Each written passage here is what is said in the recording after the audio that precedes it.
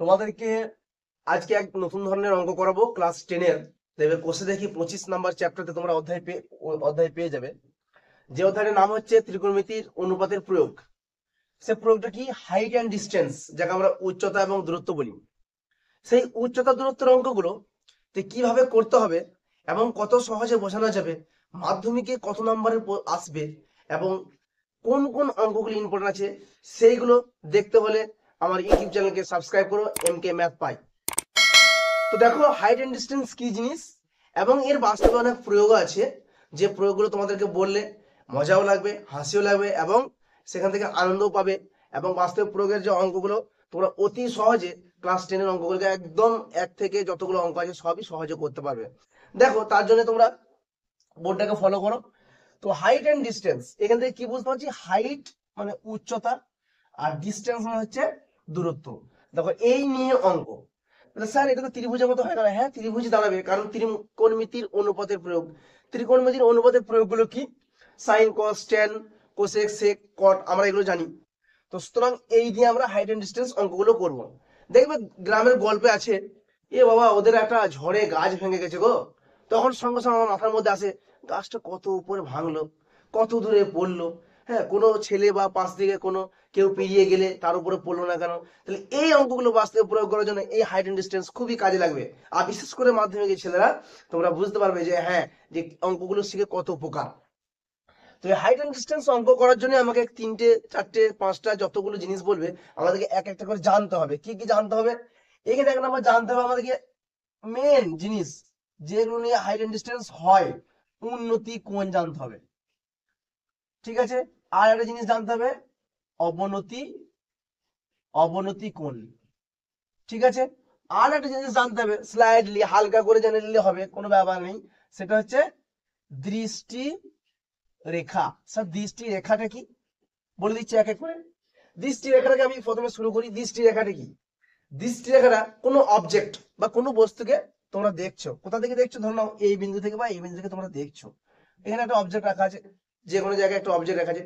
সেই অবজেক্টটাকে আমি বা যে দেখছি, তাকে যদি অবজেক্টটাকে দেখতে হয়, তো যে রেখার মাধ্যমে আমরা দেখতে পাই, বা অবজেক্টটাকে দেখতে গেলে আমরা যে একটা কাল্পনিক রেখা পাবো, সেটার নাম দৃষ্টি রেখা। ধরে নাও এখানে একটা অবজেক্ট আছে, আর এখানে আমি দাঁড়িয়ে আছি। তা এই বস্তুটাকে আমি দেখতে গেলে, তোরা একটা বাড়িয়ে দাও এটাকে, হ্যাঁ। তো এইখান থেকে আমি দেখতে পাচ্ছি এই রেখার নাম হচ্ছে দৃষ্টি রেখা। বোঝা গেল? এরপরে উন্নতি কোণটা কি স্যার? এই উন্নতি কোণ, অবনতি কোণ এই চ্যাপ্টারতে তোমরা সব অঙ্কতে, ম্যাক্সিমাম অঙ্কতে দেখতে পাবে। উন্নতি কোণটা কি? উন্নতি আমরা সবাই জানি, কারোর উন্নতি হয়। উন্নতি হওয়া মানে কি? নিচে থেকে ওপর দিকে উঠা, সেটাকে বলা হয় উন্নতি। মানে আমি কেমন ছিলাম, খারাপ, নাম্বার ভালো পেতাম না, আমি আবার উপরে যাব, মানে ভালো নাম্বার পাবো, সেটা হচ্ছে উন্নতি হয়েছে। তো এইখানে যে আমি অবজেক্ট বা বস্তুটা রেখেছি, একে দেখবো এখান থেকে আমি দাঁড়িয়ে দাঁড়িয়ে, তাহলে এখানে একটা কোণ তৈরি হবে। তাহলে নিচের দিক থেকে ওপর দিকে যখন দেখবো, তাহলে সেই যে কোণটা তৈরি হবে, একে বলা হচ্ছে উন্নতি কোণ। বোঝা গেল?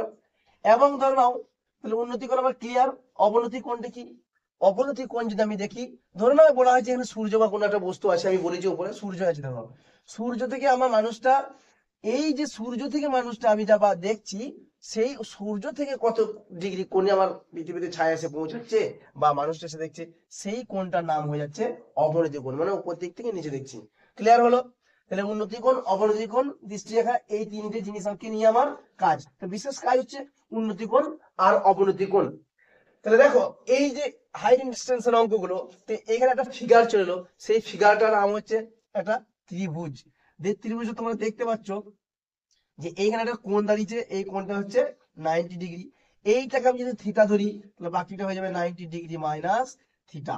ঠিক আছে? এই নিয়ে আমার কাজ। ওই জন্যই বলা হয় যে ত্রিকোণমিতির অনুপাতের প্রয়োগ, অনুপাত, সাইন, কস, ট্যান। হ্যাঁ, তাহলে আমরা সবাই জানি এটাকে বলা হয় লম্ব, এটাকে বলা হয় লম্ব, এটাকে বলা হয় ভূমি, এটাকে বলা হয় অতিভুজ। ঠিক আছে? এই তিনটে জিনিসকে নিয়ে আমার কাজ হবে। তো বেশিরভাগ ক্ষেত্রে দেখো, এই চ্যাপ্টার অঙ্কগুলো আমি করাবো। আমি করাবো কি করে করাবো? আমি বেশিরভাগ টেন দিয়ে করাবো। কিছু কিছু ক্ষেত্রে সাইন কস হতে পারে, কিন্তু বেশিরভাগ টেন দিয়ে করবো। তো টেনের মান স্যার মুখস্থ নেই। আমি মান বার করে একটা নিয়ম ভিডিও দেখিয়েছি, সেই ভিডিওতে তোমরা ইউটিউবে চলে যাবে। তো মান, টেনের 0 ডিগ্রি মান কত, 30 ডিগ্রির মান কত, 45 ডিগ্রির মান কত, আর 60 ডিগ্রির মান কত, 90 ডিগ্রির মান কত। বেশিরভাগ 30, 45, 60 এইগুলোকে নেওয়া হয়। 30 এর মান তোমাদের মুখস্থ হয়ে যাওয়া দরকার, 1/√3। 35 এর মান 1 আর 60 এর মান হচ্ছে √3। তাহলে এই তিনটে মান নিয়ে আমি বেশিরভাগ অঙ্কগুলো করাবো। তোমাদের বইয়ে দেখো একটা থেকে একটা অঙ্ক আছে। প্রথমে বলেছে যে একটা গাছের গোড়া থেকে অনুভূমিক তলে 20 মিটার দূরে। অনুভূমিক তল কি স্যার? এই যে এই দিকে সোজা করে যাব, এইখান পর্যন্ত তোমার দূরত্ব কত? 20 মিটার ডিস্টেন্স।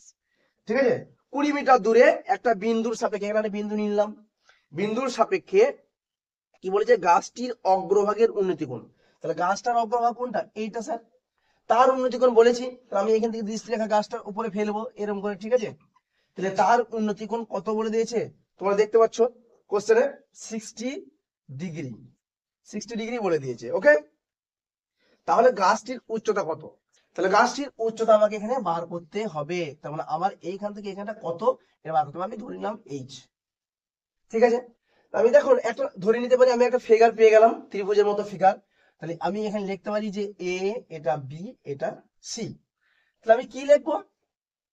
লিখবো ত্রিভুজ এ বি সি থেকে পাই। ঠিক আছে, ত্রিভুজ এ বি সি থেকে পাই। আমি ধরে নিয়েছি, ধরি এ বি হচ্ছে কি? একটা গাছ যার উচ্চতা কত? এইচ। আর এই বিসি হলো অনুভূমিক তল। কি? অনুভূমিক তল। দেখো অঙ্কগুলো কত ইন্টারেস্টিং এবং কত মজা। শুধুমাত্র যদি ছবিটা এঁকে দেওয়া যায়, অঙ্কটা অতি সহজে হয়ে যাবে। দেখো এটা হচ্ছে অনুভূমিক তল। ঠিক আছে, যার কোণ, এই যে কোণটা আমি লিখে দিলাম মানে এ সি বি, এটা হচ্ছে 60 ডিগ্রি। তাহলে দেখো এইখানে আমি একটা জিনিস পেয়েছি, অনুভূমিক মানে ভূমি পেয়ে গেছি। ভূমি বিসি পেয়ে গেছি 20, ভূমি পেয়ে গেছি কি? বিসি, যার হচ্ছে 20 মিটার। আমার দরকার এবি, দরকার কি? এবি। তাহলে ভূমি আর এবি আমি একটু আগে বললাম লম্ব। তাহলে লম্ব আর ভূমিকে নিয়ে কার কাজ? বলো, টেনের কাজ। লম্ব আর ভূমিকে নিয়ে কাজ কি? এবি। ত্রিভুজ এবিসি থেকে কি পেলাম? যে এ বা এবি বাই বিসি। তার মানে কি? দেখো এবি বাই বিসি, লম্ব বাই ভূমি। তাহলে লম্ব কত? এবি বাই ভূমি। লম্ব আমি তো জানি না, এর মানটা আমি এইচ ধরে নিয়েছি। ঠিক আছে, বাই বিসি মানে ভূমি জানি আমরা 20 মিটার। ঠিক আছে, এখানে মিটার টাকা দরকার নেই। দেখো এইটা সমানই আমার কি গো? লম্ব বাই ভূমি মানে কি? ট্যান। ট্যান এই যে কোণের মান দেওয়া আছে তোমার 60 ডিগ্রি। তাহলে কি করতে পারি? একদম ইজি, এইচ বাই 20। আর ট্যান 60 মান কত? একটু আগে বললাম √3। তাহলে দেখো এইচ সমান হয়ে যাবে কোণাকুণি গুণ 20 √3। ঠিক আছে, তাহলে আমরা এখানে লিখে দিতে পারি অতএব গাছটির উচ্চতা সমান 20 √3 মিটার। বলো কার কার অসুবিধা হলো, কমেন্ট আমাকে জানাও। দেখো এত সহজ একটা অঙ্ক খুব সুন্দর ইজিলি ভাবে হয়ে গেল, শুধুমাত্র এই ত্রিভুজটার আঁকার জন্য, যার লম্বা এবং ভূমি আমি দিয়ে করলাম ট্যান দিয়ে। ওকে, ক্লিয়ার? দেখো নেক্সট অঙ্ক দিকে গিয়ে যাই। দেখো দুয়ের দাগের অঙ্ক, সেই দুয়ের দাগের অঙ্কটা একদম একের মতোই সেম। দুয়ের দাগের অঙ্কটা তোমাদের জন্য রইলো হোমওয়ার্ক। তোমরা কমেন্টে আমাকে করে দেখাও, যার যার সঠিক হবে তার জন্য রয়েছে একটা করে পুরস্কার। ওকে, তো তিনের অঙ্ক দিকে আমরা এগিয়ে যাই। তিনের অঙ্ক দিকে আমরা এগিয়ে যাই। তিনের অঙ্কটা কি বলছে? যে 150 মিটার লম্বা সুতো দিয়ে একটি মাঠ থেকে ঘুড়ি ওড়ানো হচ্ছে। ঘুড়িটি যদি অনুভূমিক রেখার সঙ্গে 60 ডিগ্রি কোণ করে উঠতে থাকে, তাহলে ঘুড়িটি মাঠ থেকে কত উঁচুতে রয়েছে? এটাও সেমই অঙ্ক, শুধুমাত্র নাম চেঞ্জ করে দিয়েছে। দেখো ঘুড়ি দিচ্ছি 150 মিটার লম্বা সুতো। তো হ্যাঁ, আমরা যখন ঘুড়ি উড়াই, তোমরা দেখো ধরে নাও এখানে তুমি দাঁড়িয়ে আছো, তো আমরা যখন ঘুড়ি উড়াই, তো ঘুড়ি ওড়াতে সুতোটা তো লম্বালম্বি থাকে না স্যার, এরকম সুতোটা থাকে না। কেমন থাকে সুতো? এইভাবে আমরা ঘুড়ি কিন্তু ওড়াই। তাহলে এটা আমরা ধরে নাও সুতো, এটা কত? 150 মিটার লম্বা আমাকে বলে দিয়েছে সুতোটা। ঠিক আছে, তাহলে ঘুড়িটি যখন অনুভূমিক রেখার সঙ্গে 60 ডিগ্রি কোণ করে উঠতে থাকে, তাহলে অনুভূমিক রেখা কি? একটু আগে বললাম স্যার তোমাদেরকে, দেখো অনুভূমিক রেখা হচ্ছে এই রেখাটা কত ডিগ্রি করে থাকে? 60 ডিগ্রি কোণে আমরা থাকি, আমরা দেখতে পাচ্ছি বই লেখা আছে। তাহলে ঘুড়িটি মাঠ থেকে কত উঁচুতে রয়েছে? দেখো সেম অঙ্ক আবার। তাহলে ঘুড়িটি মাঠ থেকে কত উঁচুতে রয়েছে? এটাকে ধরো এ বি, ঘুড়িটি উচ্চতা মাঠ থেকে রয়েছে, এটা মাঠ অনুভূমিক রেখা। ঠিক আছে। আর এটা হচ্ছে ঘুড়ির সুতোর দৈর্ঘ্য 150 মিটার, কিন্তু ওখানে বলেছিল ভূমির মান, এখানে বলেছে অতিভুজের মান। আমরা জানি একটা সমকোণী ত্রিভুজের তিনটি জিনিস থাকে, লম্ব, ভূমি, অতিভুজ। অতিভুজের মান বলে দিয়েছে। তাহলে এটাও সেম প্রসেস করবো এইভাবে। ত্রিভুজ এ বি সি এর লিখতে পারো, যার এ বি হচ্ছে উচ্চতা, ঘড়িটি কত উচ্চতায় উঠছে, আমি এটাকে এইচ ধরতেই পারি। ঠিক আছে, এইচ আমি ধরতেই পারি।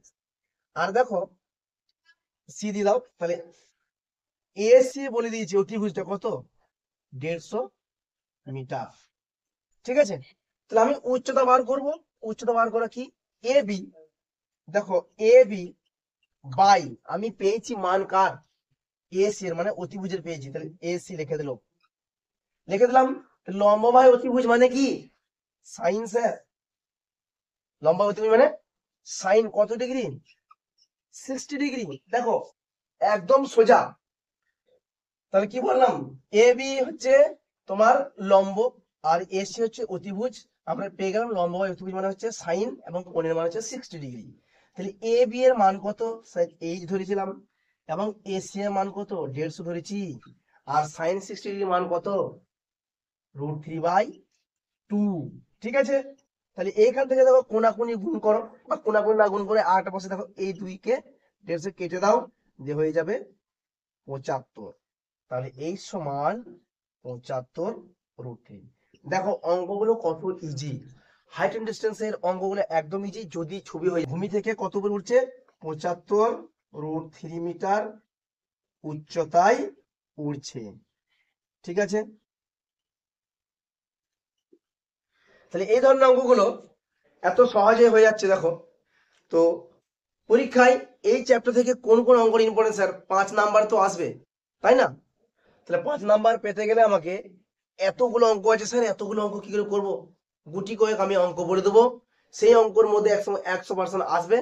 তো এই অঙ্কগুলো পেতে আমাকে লাইক কমেন্ট শেয়ার করো তোমরা, ওকে।